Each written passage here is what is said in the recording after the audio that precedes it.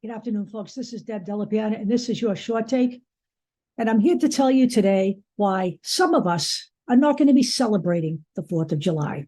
So, the 4th of July celebration, as I understand it, is a day for us to celebrate being independent from oppressive rule. Well, I'm sorry, but as a lesbian American woman with a transgender child, I'm just not in the mood to celebrate this year. I'm going to tell you why. Because the only people who are truly free in this country, right now as it stands, are cisgendered, straight white men. And I have a problem with that. And you should too. So before I go on, I just have to say that someone made the comment to me today that, well, they did, we did, protect same-sex marriage. Yes, we did. But let me just remind everyone, that was in 2022. It passed the Senate in November of 2022. It passed the House in December of 2022. And the only reason it passed the House at all was because that was before the new House was sworn in. So if you think the current composition of the House, which went from 147 seditionists before the midterms to 170 after the midterms, if you think that they would have ever have passed a bill to protect same-sex marriage, you're out of your ever-loving mind. They would not have. That was passed on the strength of the Democratic Party majority in the House. That is now gone. Thank you, Democratic Party voters who didn't bother to goddamn vote. Okay? We can thank them. So let me get back to my subject matter here. We have a country that has overturned Roe v. Wade. We have a legislature and a group of politicians who supported Donald Trump stacking the court with the specific intent of overturning Roe v. Wade. This came right out of his mouth while he was campaigning. There are videos out there of him saying this. Go look for them. They're all over YouTube, okay? Everybody knew what he was doing, and everybody got behind him and helped him out.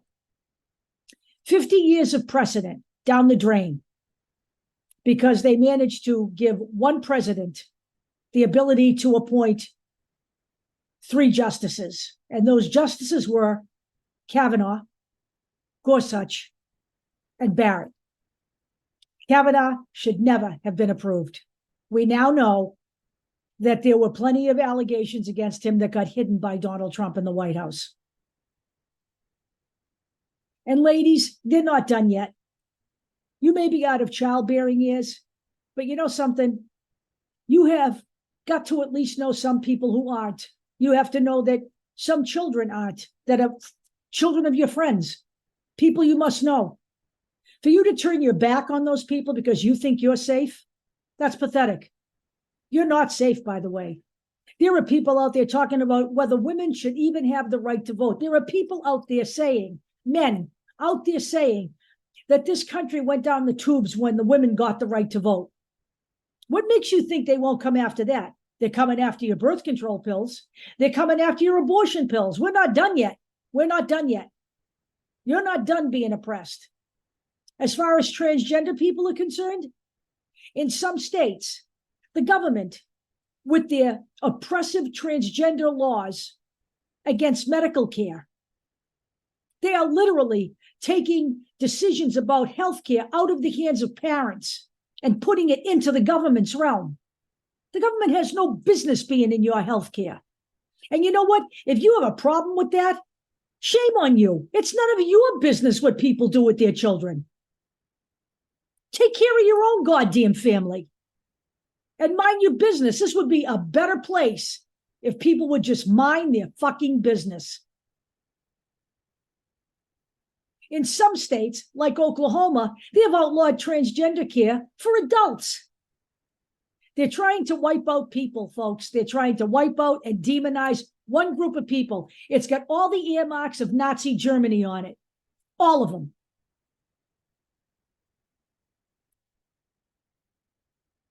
In states across this nation, they have passed gerrymandering, redistricted sections that are totally racist now, taking the vote out of the hands of people of color instead of passing the Voting Rights Act, which they couldn't even do when we had a majority. Because why?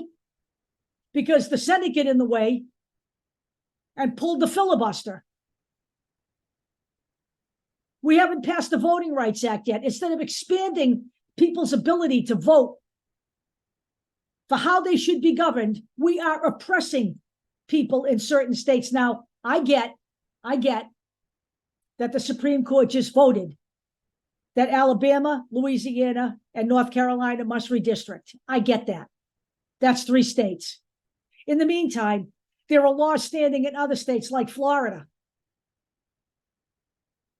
And the only way those things will get overturned is if they're challenged to the Supreme Court. And guess what? The Supreme Court is out of session right now, thankfully, because they left a mess behind. By the way, the same people who overturned those redistricting decisions are the same people who killed affirmative action. Because why? There's no racism in America now? Well, you know what? There's no racism if you're a candidate named Tim Scott who tells people all day long that there's no racism in America. You want to know why there's no racism for him? Because he's an elite. Various magazines put his wealth at between 22 million and 35 million. Tim Scott's an Uncle Tom. There's no racism for Tim Scott, the black man, but there's plenty of racism for Joe Smith, the black man who works an hourly job. Candace Owen tells people there's no racism in America because guess what? Candace Owens went to Europe, married the son of a right-wing politician, came back here and is now charging you money so she can peddle her bullshit and fill your head up with garbage. You're not Candace Owen. There's plenty of racism here.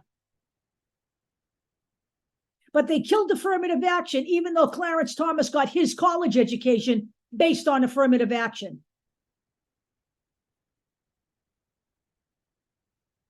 Ladies and gentlemen, there is nothing to celebrate this year. We should all be working hard to eliminate the problems in this country that create this vacuum between who is free and who isn't. Instead of going out and watching fireworks, listen to the Boston Pops, waving the American flag. We all should be galvanized to get out there and get as many people to the polls as possible, because the only way this changes, and by the way, the only way we reform the Supreme Court in this country at any time is with a 2/3 Senate majority. You want to remove Clarence Thomas? You want to know what that takes? That takes an investigation, and then it takes a trial, and then it takes 2/3 of the Senate or 67 votes to remove him. Same thing with any of the others you want to remove. You want to remove Alito because he's corrupt, and he is, because he also went on junkets from the wealthy. Same situation, an investigation, a trial, and 67 votes in the Senate. We have a 2-seat majority in the Senate. And if you think anybody in the Senate on the Republican side is going to cross the aisle to see these people removed after they backed stacking the court, you're crazy and you're delusional and you're living in an alternate reality. There is only one way out of this mess. All change, all improvement, it all comes from your vote. You can give all the money you want to all the groups you want to push for progress, but unless you vote out the GOP, there is nothing to celebrate here. I will talk to you all later.